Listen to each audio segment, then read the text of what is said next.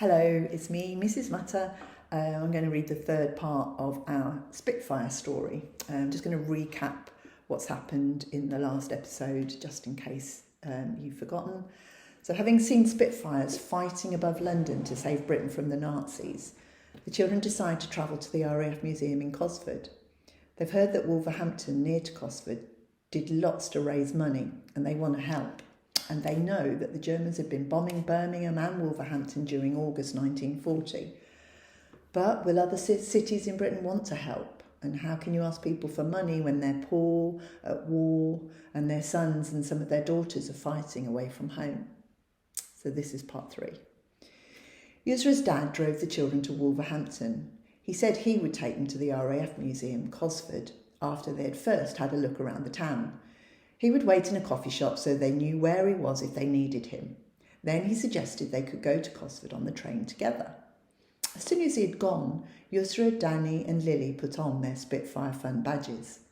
They were keen to get cracking, to raise some money in wartime Wolverhampton. Badges on, the whole shape of the town suddenly changed. Huge blocks of concrete, metal and glass buildings disappeared, revealing old buildings made of stone, dark stone, discoloured by smoke. And everything was lower, fewer stories with more sky and light and warmth. The noise from the roaring ring road faded to that of the calls of market traders. Passers-by were wearing old-fashioned clothes, no jeans or fashionable dresses in the late summer warmth. And then, once again, she was there, the woman from the London Museum. She was holding a board of badges and a collection tin. "Do your best, children," she encouraged, giving the children their collection tins and pin badges. Then she disappeared between 2 market stalls. The children stood and watched the lady vanish, each of them thinking how odd it was that the weird things happening to them didn't feel so weird at all. It was time to get started. "Sustain the valour of the Royal Air Force," Yusra shouted out, holding the collecting tin before her. "Help fortify the cause of freedom," Lily added. Danny looked at them. "What are you saying?" Yusra started laughing. "Well, I don't know, but it's working." And she was right. The children already had a queue of people waiting to buy pin badges. Most put coins in the tin, but one man put in a banknote. "Thank you, sir," Danny said. "God bless you." Now Yusra and Lily were laughing at Danny as children fished their pocket money out and dropped it into the tin.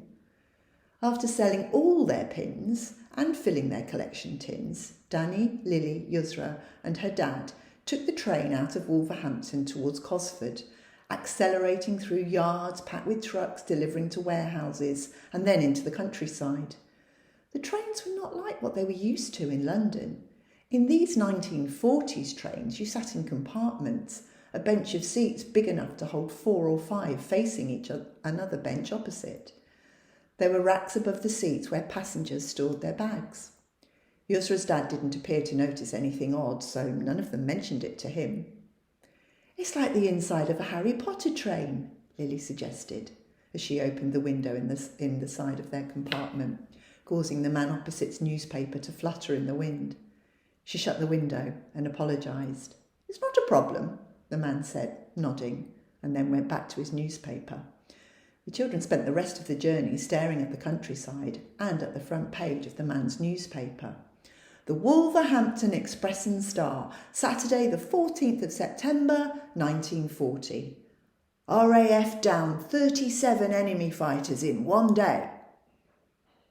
Once they arrived at Cosford, the children took their Spitfire Fund badges off, but not before they gazed at what the airfield looked like in the 1940s. "Wolverhampton was where they built the Bolton Paul Defiant during the war," Yusra's dad said. "And Cosford is where many female pilots flew Spitfires, transporting them from one base to another for the men to fly in battle. But," he smiled, "I'll leave you 3 to it. I'll be in the cafe in the museum if you need me. They do lovely scones and hot chocolate, I seem to remember." The airfield was a huge expanse of grass with a pair of hangars in the background, covered over in green, black and brown blotches to camouflage them from the German bombers. Now, with badges off, the children saw the same airfield but in modern day, It had a runway going left to right and more hangars at the top end of the field, but the 1940s hangars were still there. And now, instead of Spitfires, they saw a pair of Jaguar jets and a group of RAF men and women standing around them being trained. They walked up the side of the airbase, watching one of the Jaguars taxiing down the runway, stopping at one point to watch a red helicopter hover over them and then coming to land near the road. Then the museum, up a winding path, underneath the huge wings of a Lockheed Hercules and past a Vickers VC-10.